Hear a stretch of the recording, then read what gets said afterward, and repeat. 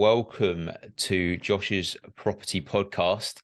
I've got a very special guest today who has kindly agreed to come on the podcast. His name is Perry Power. For those who don't know, he runs his own agency based in Reigate called Power Bespoke, and he's worked for some of the largest estate agencies in the UK, including Fine and Country, working on the very high-end properties in the southeast, and a very passionate guy. Does a lot of things which we'll cover in the podcast. Yeah, Perry, do you want to give a little intro to what you do, and then just a little introduction to your business? Yeah, so thanks, Josh, for having me on. Not sure I'm that very special guest, but I'll try and make it with some special little nuggets. Yeah, so I stepped away from employed estate agency and started my own in 2010 in Croydon. Wow. Croydon, massive. Yep. With a business partner back then in 2010. And then we separated 3 years later, very amicably, because of difference of growth aspirations and blah, blah, blah. Mm-hmm. And now, yeah, I started Power Bespoke. Funny enough, this is our 10-year. October this year is when I formed the limited company, started trading January 2014. Yeah, all pretty much from when I was 12 years old. I told myself, or I dreamt of owning my own estate agency. And here we are. I'm now 36, wow. 4 kids, 3 dogs, a wife, still trying to sell a load of houses. Still here, still doing it, and still growing, I suppose, as well. You're still doing a lot by looks of things, because I mean, you've got your estate agency business on the one hand, and then you also help estate agents grow their businesses through online learning and courses and things like that as well. So do you want to talk a little bit about, if we start off with that side, the educational stuff? Do you want to have a sort of overview on that? Yeah, I mean, it's more secondary to what I do. My being, my purpose, is to improve the UK estate agency industry. Now, everyone bangs on about that. I get it. But so first and foremost, we do that by actually doing it with Power Bespoke. It's very important for me that I'm on the front line, doing deals, getting instructions, pushing my fees up, doing what actually it takes to improve the industry. And then secondary to that, yeah, I mean, people I think have watched what's happened with Power Bespoke over the years, and it's been a roller coaster. We've had a shocking past couple of years, to be honest, but they've wanted to jump on board and be part of it. So I put a course together. The course then feeds into the 3-day kind of boot camp event. And it's all really exciting, because whatever I'm spending my time doing, whether it's in a living room or at the boot camp, it's all about improving the industry. And you see, like me personally in Power Bespoke are all about enablement. So our kind of mission is to enable more people to move on to the next chapter of their life. Okay. Just so happens that we negotiate and help them move. Like, that's how we enable that person's next life step. Mm-hmm. And whether it's an agent needing some help that are not with Power Bespoke, great, let's do it. Whether it's an agent coming into Power Bespoke who's sick of corporate life maybe and just wants to be let loose to do what they do, whether it's an agent who's self-employed currently, but it's not going too well for them and they want a bit more of an ecosystem and to attach themselves to our brand. Yeah, it's all really exciting. And the last couple of years have been really interesting for us. And I'm really excited for the next 2 or 3 years, because we've got a really good base. Excellent. So you mentioned the last couple of years have been a bit turbulent, did you say? Or a bit up and what's been so difficult around that? I think coming off the back of the COVID, and that's all, let's stop banging on about that. But just to frame it a little bit, like you started in COVID, I think, right? Yep. And we went into COVID on a massive growth trajectory, and then it hit. And one of the issues for a business like ours, where we're not racing to get agents on board, we do operate like a partner agent model, but we've also got employed agents as well. It doesn't matter to me how they want to be or what they want to be. It's just all about the person being the right person for the clients ultimately. Yeah. But yeah, that was an eye opener, having not very much support financially for the business moving through COVID. And we're self-funded, or no investors. I own 100% of the business. I learned that lesson with a business partner. Probably won't go there again. So yeah, it's just been turbulent, as in refight. We had some agents kind of come in and do really well, and then want more fee shares because there's bigger fee share brands out there, and they kind of forget that we produce 60% of their clients. Generally, we don't require our agents to generate all their clients. We provide, as a brand, 60% of our agents' clients. Makes their life a bit easier, but they still need to go out and get their own. So yeah, it's been an interesting couple of years. Plus, throw the fourth kid in the mix. She's almost 2, bless her. Oh yeah. So it's just been a couple of years of refinement, resettlement, ready to come out swinging again and start pushing. Yeah, no, definitely. I mean, because you have your own agents that work for you as self-employed, but you've also got your own employed agencies. But what's your thoughts on the self-employed models that are out there? What's your sort of perspective on that? People looking to get into I think agency. I've got to be careful what I say. Like we were very early on the self-employed model. Our first self-employed agent was 2016. Okay, so you were actually before the whole Keller Williams EXP stuff, then, really? Yeah, So you because sort of started doing it. Well, I suppose that's your background in fine and country was similar to sort of self-employed, yeah, or yeah, they yeah. had No, a back similar then, sort of even then, like self-employed that model. was years ago now. That was we were just a license of a good independent estate agency, and they just decided to take a license for one of their offices. And I was working in their office as an employee, just pushing the fine and country brand. And everything that I'd done led up to, because I knew from 12 years old that I wanted to own my own estate agency and change the world, because of a really poor experience that I witnessed my single mum have when I was 12, blah, blah, blah, blah. But that was really motivating for me. So we've got my kind of thoughts on it. I've always really believed in it since 2016. That was always when I set the business up in 2013, 14, it was always like, right, I'm going to grow with partners rather than employees. Staff. I just hate the word staff. Staff. It's Yeah. like banned from my vote. I never use it, and I hate people that use the word staff. But to me, it's team members, and I just don't like the thought of being a boss. I don't like being a boss.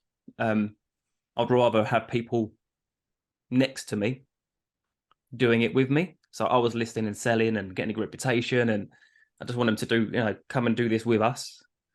But then I think what's happened is I don't think the UK is quite ready for the American version of the self-employed model. Okay.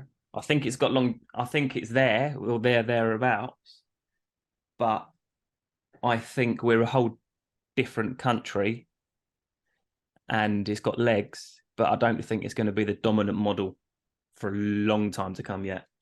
Yeah. I think the Brits do things differently over here, don't we, to America, and we've got our own nuances. And I think America, and the rest, and a lot of the rest of the world, the self-employed thing is the norm, and that's how they work out there. And a lot of it is they've got buyer agents and seller agents out there, so they have both sides. That's the norm. Here, the estate agency world it's not really developed in that way. I think it's still very much high street based. You've got the established brands, the corporate brands, etc. And we haven't really that kind of way of doing things. I think we've not moved far from that. It's taking us a long. I think the Brits we've sort of held on to that over a long time. I think there's this really interesting, because I think you said about the big brands, right? The UK are just they're really reassured by the big brand. So I get that it's all about. I mean, I'm all about personal brand.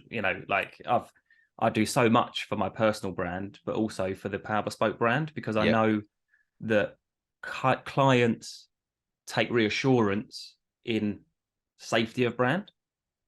That's maybe a bit different to the American models. I don't really know, but all I know is, there's a lot of brokers with a license in America that might only sell 3 houses a year. That do very little. Yeah. I'm all about 200 grand a year minimum bankings per agent. Let's not play doing this. Let's properly do this.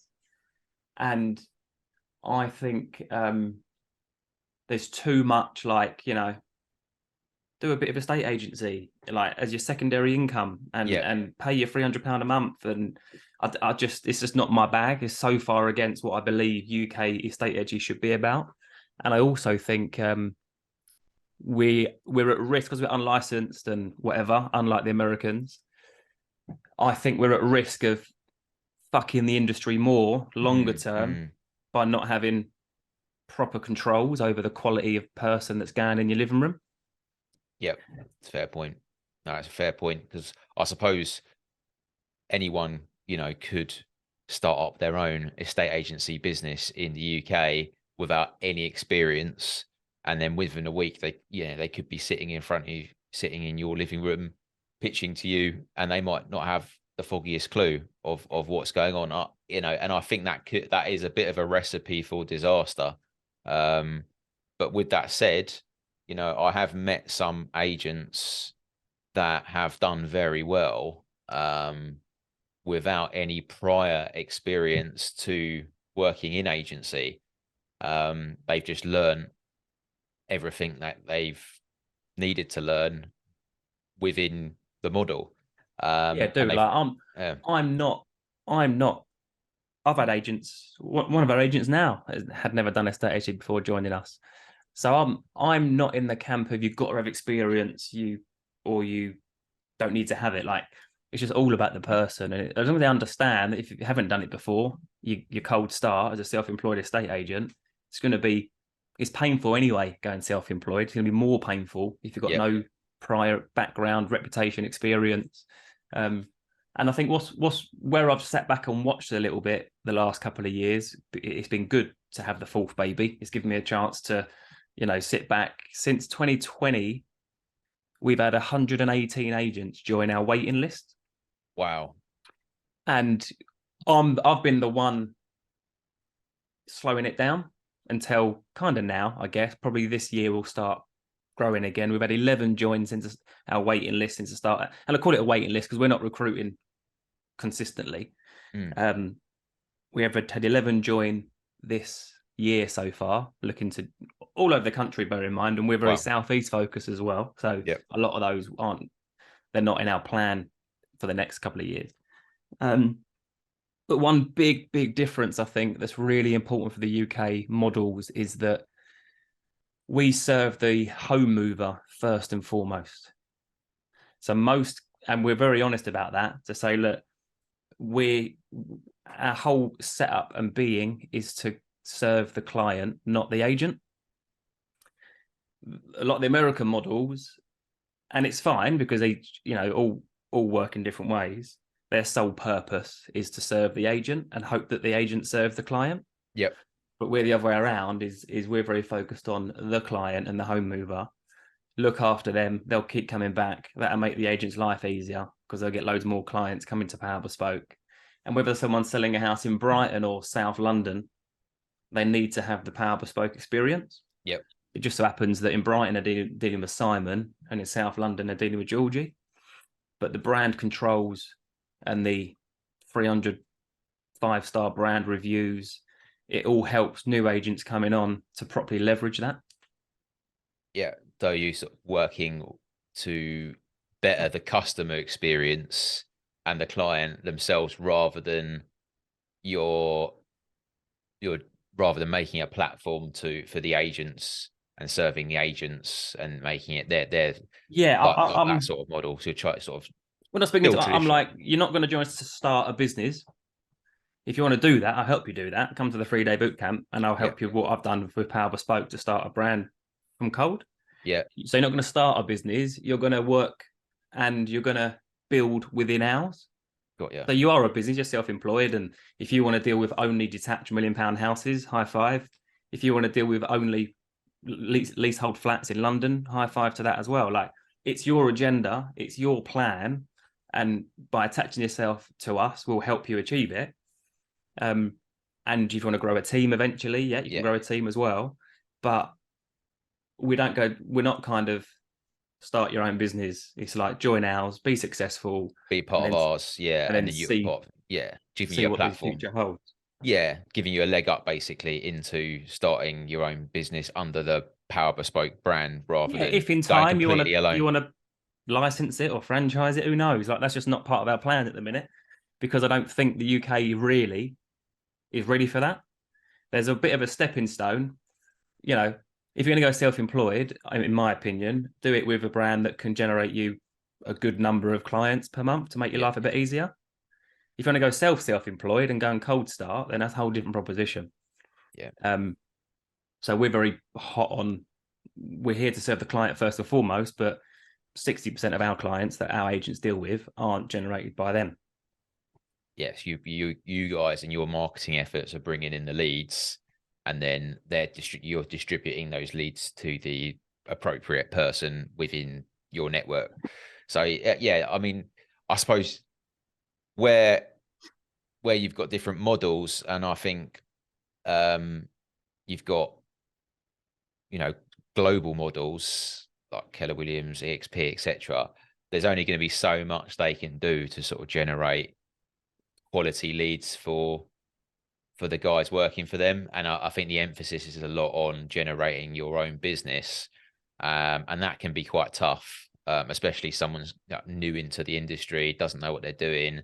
So anyone that makes it without any experience and no leads, like, hats off to them that they've done that. And you know, I mean, that's an incredible achievement. But I think the even harder thing to do would be to start up your own estate agency brand from scratch with no help whatsoever as an independent. And there are a few people doing that, and I think that's the bravest, you know, thing of. I mean, that's really going all in. But I would. Again, I've got to be careful what I say because this is recorded. But part of me thinks if you're going to go all in, go all in. Yeah. And have full control of everything. Like, I get it, like lower startup costs. And I'm chatting to a guy now, and he was like, "Look, Perry, I'm not sure." He's a director for quite a big agency around us, and he approached me and said he's watched what we've done for the last 5 years or whatever, and he's really impressed, and he wanted to chat about things aren't going so well where he is. He's like the third wheel of a business partnership, and he was like, "I'm kind of deciding whether I join you or literally go all out on my own." I was like, "Or join us for 2 years and then go all out on your own." Like, I don't expect you to. I'll be naive to think people aren't going to join us and eventually might want to look to set up their own thing. And if they do, I'll help them and high five, because my dream at 12 years old was to have my own brand of quality, respected, highly reviewed, award-winning estate agents. So I would rather, and I'm like, great, it's not one or the other. Why don't you stepping stone, and in 2 years' time, you'll probably be earning 300 grand a year, and you probably won't want to go and do it. So I would probably, because I think you've got to also, what I've noticed a lot, and people can make their own judgment on this, right? But by attaching yourself to an existing brand, it might be 80% of the fee and cap rate and all this kind of stuff. And I get that, but what's the damaging effect of the guy down the road doing 0.5%? Now, I've had some recent people approach me to say, look, I really like it, but I'm a 2% agent and I love it. I really value myself. But someone's flicking flyers around saying that they'll do it for 0.5%. And people are mentioning that to me when I'm going out into appraisals. So that kind of stuff, I think, is quite important to bear in mind as well. Yeah. So I suppose every agent has control over what they charge and stuff like that. It's never happened to me. I've never actually come up against another Keller Williams agent, funnily enough, like in my 3 years. I don't know why that is, but I've never had to sort of be in there, you know, you've got different agents coming in, and I've been up against the high street a lot, but never another Keller Williams. But I have been up against sort of, you know, EXP and stuff like that. So Yeah, I just think it's like at a changed. brand level, that's what I think the brand should be controlling to an extent. I mean, I'm not saying everyone's got to charge 2%. We cut deals left, right, and centre all the time. You have to do it, obviously, but control what you can and can't. One thing you'd have never seen. I sold houses for nothing in my first couple of years because I'd rather do it for nothing than 0.5%, because nothing don't stick with you. 0.5% does, because you're going to get recommended no matter what. If you're good, best get recommended at nothing and say, "I'm really sorry, John, that was a kind of launch offer. Our fees are now 2%." But I think it's important that that kind of controls are brand controlled, like understanding, are you an Audi, a Tesco's, or Waitrose? Like that's the brand level that I think the UK still respects and get reassurance from. Yep. It's that But familiarity, isn't it? They want to, it's that comfort. They see a big brand, and I think, yeah, the psyche is thing. It can't be that bad if it's that big. yeah, Whereas you yeah, get, yeah, and you know, Keller Williams are the biggest brand of estate agency in the world, right? Pretty much, or not far off it. it's got the most independent. It's got the most franchised independent agents in the world. So, um, Yeah, so that it's about so so 180,000 apparently. so for them, for some people, that might be more important to them, for sure. You know, I want to join the biggest agency network in the world. Um, for some agents, it might be I want to the other end of that. I want to be on a smaller, bespoke, higher fee, lower client numbers. Really, it's whatever.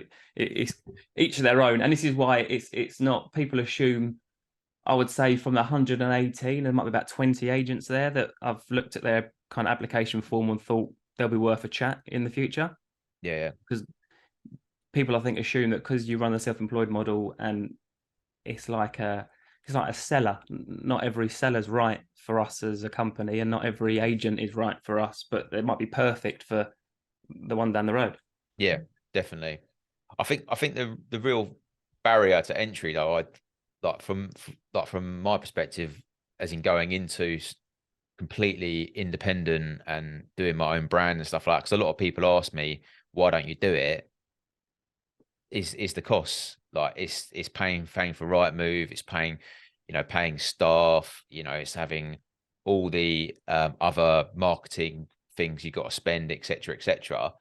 And that to me is the biggest sort of block in terms of me starting anyway. And I think there's a lot of people that probably, you know, had the same issue, and see the self-employed model as a bit of a stepping stone towards that, but they don't necessarily take that leap, and a lot of them just stay within the Keller Williams brand because it's working for them. And sometimes it's like, well, if it's working, why change it?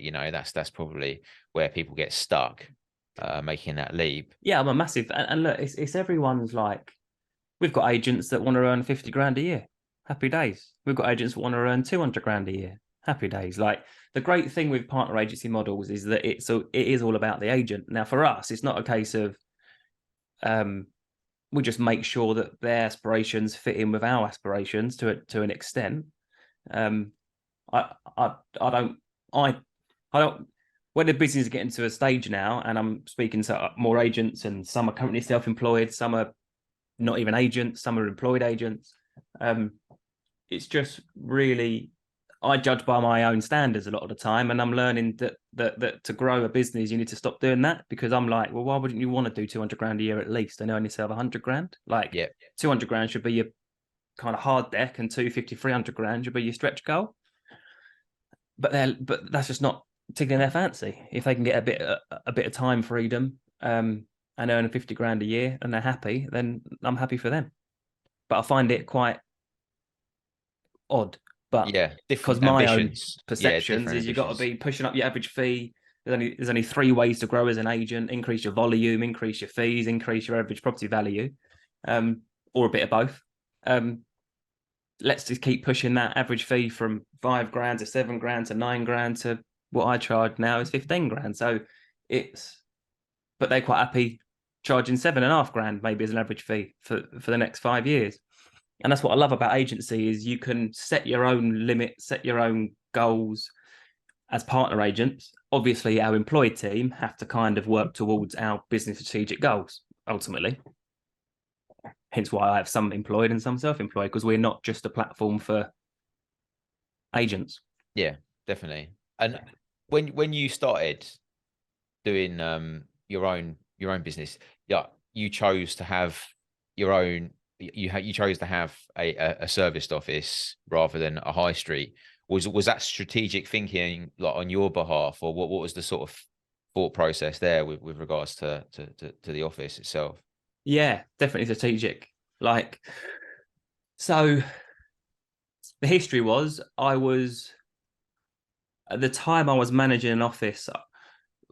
For my last period of my employed life, I was kind of the guy that was sent into the offices to give it some energy. Like, and I was put into an office in Coulsdon. And it was a massive office, like an 8-man office. It was 1+1. And my area manager at the time gave me a bollocking for locking the office at like 1 in the afternoon, back in 10 minutes, sign on the door, the old Yep, school. classic. And to go and do a cash buyer viewing. They were outside the house, it's vacant. I had the keys, and he proper bollocked me. And I was like, something's wrong. And I was like, this is bollocks. So yeah, we always set up in a serviced office. Went full circle, serviced office, to then we had a nice big unit on a kind of farm industrial estate. Then we've gone post-COVID back to a serviced office, and everyone's actually working remotely anyway. But the main reason we've done it is pigeonholing. So we sell stuff in Clapham and Brighton from Reigate, because we're not kind of signposted on the high street to say we're a Reigate agent. Yeah. So we're more kind of database miners. If someone inquires about a house for sale in Reigate, brilliant. We've got a place, they're moving out of Clapham. We'll get ourselves in the door and get it on the market is the plan. Yeah, so it was more to sort of not pin yourself down to a certain area, so you can grow it and tap into other areas, and that was forward. You were thinking ahead basically when you did Yeah, that. and all our Yeah, agents do the same. Like, we have meetings every month and stuff, and I sit down and be like, look, days on market in Reigate is shot up, but days on market in Hawley is really strong. yeah, So all put your foot on the gas in Hawley. It's really good to be able to have that flexibility to you decide where you push rather than hope someone comes to you in Reigate. yeah. No, definitely. And so you mentioned everyone's working remotely now, as in working from home mainly, and then do you just have like the office there just for training and things like that, or like how do you sort of Well, utilize the it office has now? become a glorified key box really now for our Yeah, lettings management, maintenance guys pop in there and get keys for whatever else. But um, we've we've got a really good, and I've had an agent join us from Connells that was sick of meetings about meetings about meetings at yeah, 8:30 every morning. Right, she's an amazing estate agent, bangs in about 30 grand a month personal bankings, and she can't believe how hands off I am as a boss. I'm like, look, you're joining us, but most of our guys are self-employed because I don't really want to be a boss. Just help clients move and happy days. mm, But now we do, yeah, every Tuesday morning we have a little video huddle with all of us on a video call, just to thrash out any problems or situations that we need to pick each other's brains on. Obviously, we've got the WhatsApp group, which is great. That's always popping. We have an end of month all hands meeting, so that the kind of support team, the viewing team, the agents all get together for a whole day at the end of the month.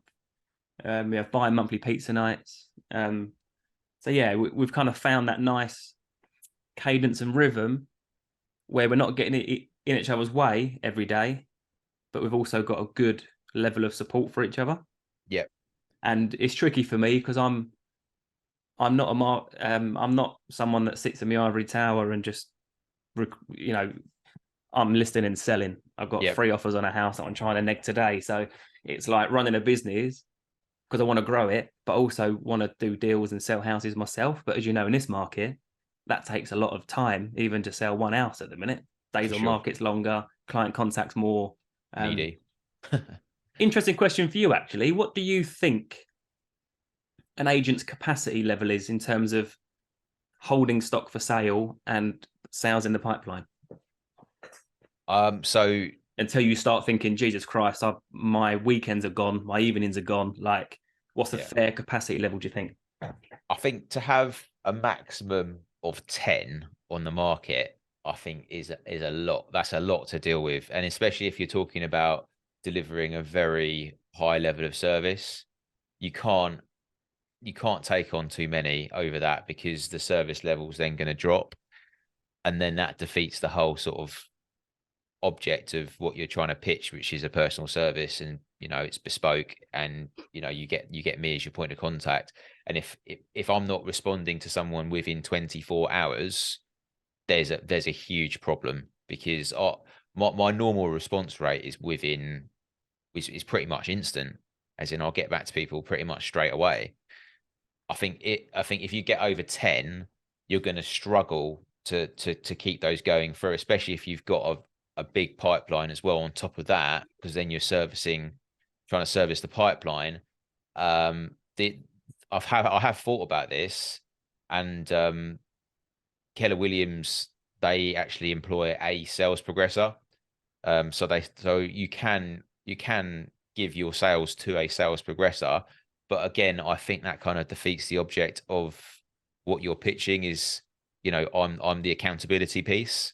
If you're just giving it to a sales progressor. So I'm with you on that, man. So we've had so many, and part of the past couple of years of just watching and refining and tweaking and editing a bit before we start really growing. I mean, when I say really growing, maybe that might be 10 agents a year for us. Like, I'm quite happy with that. yeah, But you're bang on. So our kind of minimum capacity level is 8 and 8. It's 8 for sale, 8 in the pipe. 10 and 10, probably, you're right, getting stretched. It's interesting because a couple of years pre-COVID, we run a 15 and 15 model. So 15 for sale, 15 in the pipe. But we had our booking team, viewing team, sales progression team. yeah, All our agents leveraged. But interestingly, it's interesting that you say that the agents can pass to the sales progressors. They shouldn't be, in yeah, my opinion. Massively not right now. Like back in the day when we had 15 for sale, 15 in the pipe, you put it on right move, opened out the weekend, it's agreed and in the pipe by the following Monday, and it will sail through most likely.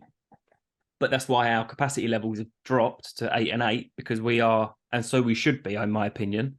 When you're taking that set of keys off the client and saying, look, I ain't letting these go until you've got the keys to your new house, then yeah, capacity is really important to keep and our guys at the minute are running way over capacity because we do need more agents, but I've just still trying to refine, not get perfect, no such thing as perfect, but I think we tried to grow too quick because we could. 17, 18, and 19. Learned a lot. Lettings, for example, was a big change since 2020. Giving the agents every possible way of earning money and helping clients. So private sales, online auction, public auction, committed transaction, letting the property management. We've been building that a lot since the last couple of years. And so, yeah, but you're right. Service levels, 8 and 8, 10 and 10. Also depends what your average fee is. If you're really good at getting good fees, you're not going to need as many clients, but you do need a certain amount, because a certain amount are not going to move. They're going to come off the market. They're going to fall through. And I think $7,000 average fee is a nice average fee to work towards. yeah. No, definitely. I mean, it does kind of limit you in a sense, because there's like where I've struggled is when you get to that bit, when you get that busy, you're doing everything yourself. You actually can't take any breaks, so you end up working 7 days a week, and you end up not being able to take a day off, and it becomes not a job, it becomes a lifestyle. And it's literally like you can't give it to anyone else, because they're all doing the same thing, so they're all going to be looking after their own clients and Well, the fighting irony for there, their isn't it, is that you go into it thinking you're going to get more time freedom. freedom Yeah, and you never do. But I mean, it's quite important. Like, one thing we've kept, so we had our front end kind of office team, that would be in the office, booking all the viewings and speaking to buyers and that kind of stuff.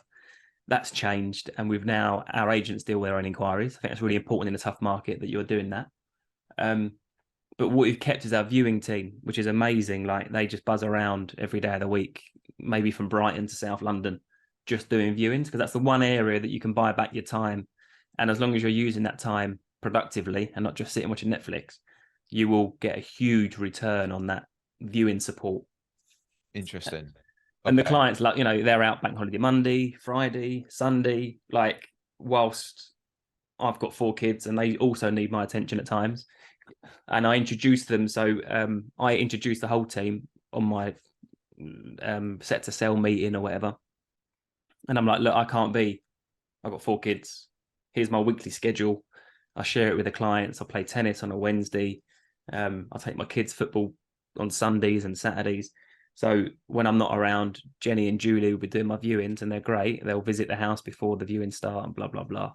That's a great way as a first step, I think, to buy back some time, because I know viewings are important, but 1 in 8, say you've got 8 viewings and there's only 1 buyer there. So 7 of those can be spoken to on Monday.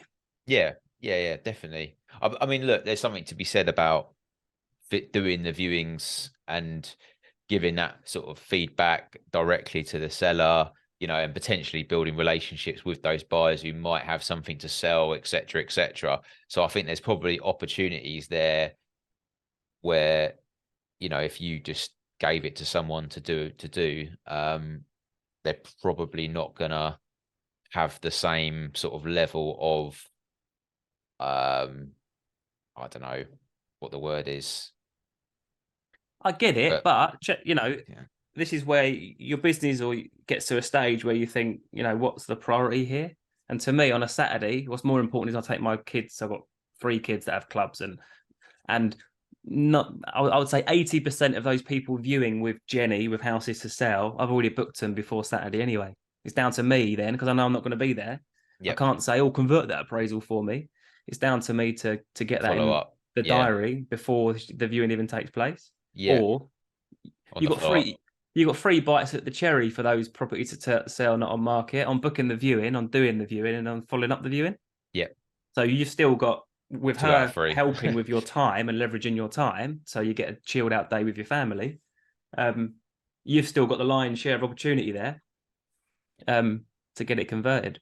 And is that something which you would promote to your agents as well, as in hugely? And again, this comes back to the client's needs first, not the agents.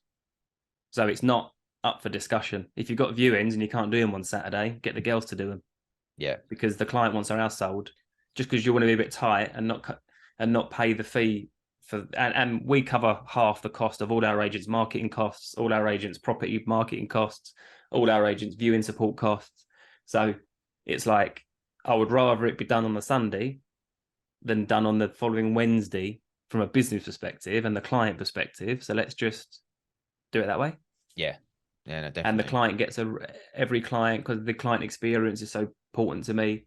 They get a kind of set to sell meeting. So, it would say, Josh has probably already mentioned it, but if he hasn't, this is our amazing viewing team. And at times when Josh isn't available, we don't want to miss the opportunity for you. So one of our girls, our viewing team, not necessarily girls, cool, I'll get in trouble in a minute. We'll be picking up the slack. We built our own custom CRM. So if the viewing is in the diary for the viewing team, an automated text from Josh comes the night before saying, hey, you're meeting Jenny. She'll be able to show you around, but any questions before or after, here's my mobile number. I'm always around. Like, it's quite pretty mad stuff. Yeah, no, I can see how that would help with leveraging time. And that is one of the things I did struggle with, and I still do.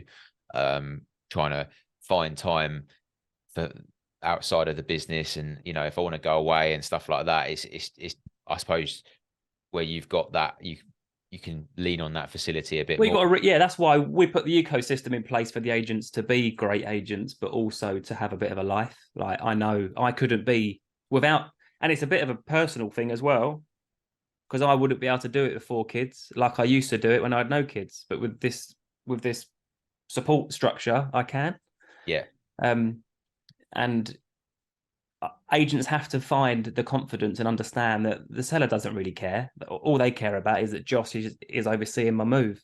If Josh thinks it's all right to send Jenny, then high five, Josh.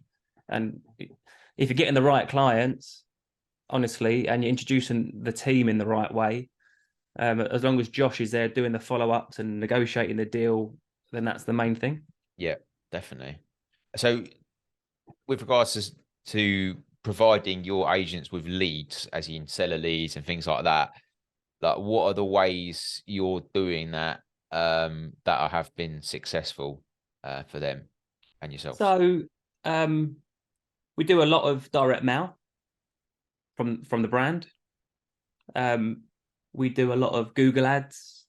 We spend a lot of our head office costs on generating quality. And this is the thing, like quality. We can all get a cup of tea appraisal, as they're called, but we would rather do those by video call, and then we'll just wait until they're out of contract or until to go and burn some diesel going to get there. Yep. So yeah, it's mainly internal referrals as well.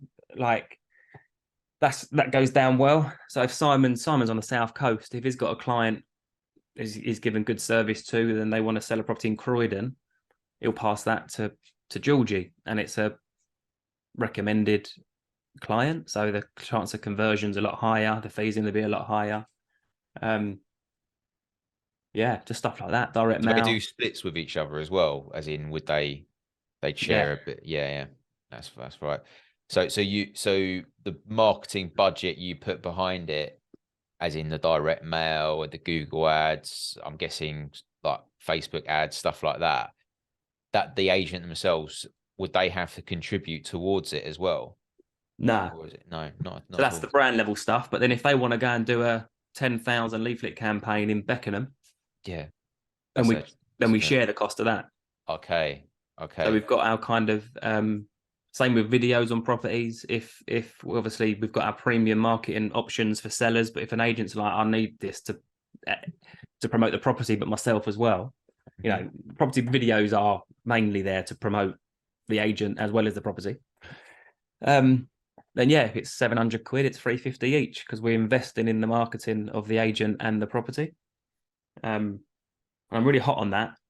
The issue with the majority, I think, of partner agent models and the reason why they're not ready for the UK, in my opinion, on the whole, and don't get me wrong, you know, most of these companies have got 200 agents, and I'm sure at least 100 of them are killing it. They wish. But it's you are expected to take 100% of the risk and only get 70% or 80%, whatever it is, of the reward. I'm quite happy to waste 1,000 quid if it ends up being a really crap leaflet camp. You know, I've never done leaflets in my life, actually. That's a bad example. But if someone did want to do that, then let's do it. But if it doesn't get the response that maybe the Google ads are getting, then we both wasted £1,000. You've got to spend money to make money at times, and I'd rather back what they want to do as opposed to just them take all the risk. Yeah, because we're going to share in the revenue that comes in. That makes sense. So if it's something they want to do, as in extra, then they can put money in. But the machine, as in what you do, the marketing, you're going to do that anyway. So it's like you're going to get we're always get a certain amount of leads anyway. It's interesting. Like you'll never see us kind of recruit for agents. We're always recruiting for clients to sell their house, ultimately to help them move. And what that brings is the fact that we've got 118 agents on our waiting list. Like, I think do the thing that you're set up to do first and foremost, and people see what we're doing for clients, and they look at it and think that looks quite interesting. I might want to talk to them. Yeah. If it was like, we'll never be seen to recruit for agents. I've got plenty that that I would hope would want to join us when the time's right. Well, 117. Well, yeah, I mean, look, not all of them. That since 2020, a lot of those have probably working with you somewhere now and gone to other models, which is fine if they really want to be self-employed. But we weren't a case of, you know, what's the success rate? I would say you'd be lucky if it's 50-50. And by success rate, I mean after 2 or 3 years, you know, they've actually built a business and got their time back a little bit. Yeah. That's a business. If you want to be a self-employed agent for the next 10 years and that's your success, then that's fine as well. But most, I think, go into the business ownership side with the view of building time freedom and financial freedom. Yeah. And I've not even built that 10 years down the line still, partly because I'm a sucker, because I just love what I do. I set Power Bespoke up to sell houses, and that's what I think I'll do for the next, what am I, 36? Yeah, next 20 years. I'll always be selling a house or two. But it's just an interesting time to watch at the minute. Yeah, no, it is. It is. I mean, I'm going to ask you final question. What do you think the future of estate agencies will look like? No different to the past of estate agency. And interestingly, right, the whole tech, the whole AI, the whole crazy stuff going on out there, it will be the same. Someone in their 500 grand, 600 grand house will want somebody that's really capable to hold their hand and get them moved. But how they do that will be different. They'll be working from different places. AI writes my property descriptions for me. AI manages my diary better for me, freeing me up to just be a better agent. To just help clients move. Like, there's no piece of technology that's going to solve every client's possible nuances of their current situation and where they are and where they want to get to. That takes you and I. Yeah, so the human element is still going to be there, but it's just going to be supported by some new technology like the AI stuff that they're bringing out, and there's a lot of, I think, a lot of the CRMs as well. How it'd be interesting to see how they integrate the AI components, and also with people working remotely, how that's going to develop in terms of the teams and how they're interacting and things like that. Because right now it feels a lot like we're all on different islands. Do you know what I mean? So they're over there, I'm over here. We might talk to each other occasionally, but there's not really that kind of fluidity, and we're not really sort of like sharing each other's clients or data or anything like that. It's well, that's a really important random point, and this is going to end up being longer than you said it's going to be, but I think it's some really interesting discussion points here. Now, what you just said there is really interesting. So I believe it will be as it's been for the last 100 years, somebody helping someone move house. Where they do it from, how they do it is all going to change, but there'll be somebody dictating a very decent living and fee for doing that for them. Most of my clients are secondhand business because I'm quite happy to lose it firsthand and get it back secondhand. But technology, UK is 10 years behind everyone else anyway, generally. Hence why when we were end of 2019, we had signed a contract to custom build a CRM on the Salesforce platform. And what's really interesting, so a lot of our time and money has gone into building the tech platform that will enable the agents, not building the platform for agents, if that makes sense. Yep. But what I've realized, I didn't know how, but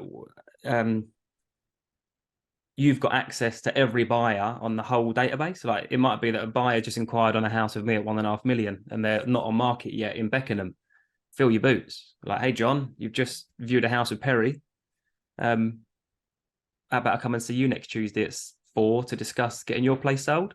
Yeah. Which is really unusual, because even back in the day, these big corporate agencies would sell their office network. Yeah. And you'd only ever know that if you were in the industry, that they ain't even got access to each other's buyer databases. Like, they weren't even connected properly. So similar things. A big thing that I'm making sure with the technology at Power Bespoke is that everyone has access to everything. So there's opportunity galore if you're hungry for it. I know there's probably 5 people at the minute that I've not converted appraisals from that have inquired about houses that I'm selling at the minute.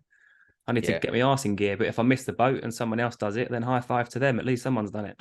Do you get a lot of fights though between like, oh, Nah, that's there's a my 7 day buyer, that's lockout my, rule. yeah. There's a 7 day lockout. Okay. We've got really simple rules. Because that was always the thing, when it in agency, it's like, oh, that's my client, that's my buyer, blah blah blah. I spoke to him first. No, I put a note on there, blah blah blah. That sort of stuff went on a lot. Yeah, no, we've had literally first 7 days of them inquiring, and then I'm still speaking to them and getting the viewing book. Jenny's doing the viewing. I might be hitting them on the viewing follow up for the appraisal, right? But after 7 days, if I've snooze, you lose. The client's the important one, not internal politics. So after 7 days, it goes on to the shared like pool of clients basically, and anyone can speak to them. Yeah. And new guys coming in do really well out of that, because if you're at capacity of 10 and 10 clients, you're not banging the database as much as you should be, but that's fine because you're probably at a level now where you're actually attracting clients. But the early hungry ones that are coming in, it's like, look, they viewed something, they offered on that place with that agent last week, and they've not been converted an appraisal yet. Yeah. That's just poor estate agency. Definitely. And I ain't going to go and blow loads of money on marketing if we can't just do the fundamentals of good old fashioned 1980s estate agency. True. That's very true. Well, it's got a place. Yeah. Definitely. Well, really appreciate your time today, Perry. Been very insightful. Do you want to let everyone know where they can find you if they interested in what you do, want to follow up with conversations? Yeah, I'm quite lucky. I mean, there is one other Perry Power out there. So the actor, wasn't it? The actor. That's it. Yeah, I saw that. I was Googling. And he's got a really, bless him, it's such a crazy backstory. I got a message once to say, I didn't know you were molested as a child. And I was like, no, I really wasn't. But the other Perry Power has written a book, bless him, about how he's helping other people get over that kind of thing. So yeah, socials. I'm more of a Facebooker, being 36 years old. Is always a good place to find me. Facebook. Okay. That's brilliant. Well, really appreciate that, Perry. And I'm sure anyone listening, hopefully that has been very helpful to you as well. I hope so. And I will catch you in the next one. Cheers. Cheers, Josh. Take care. Cheers.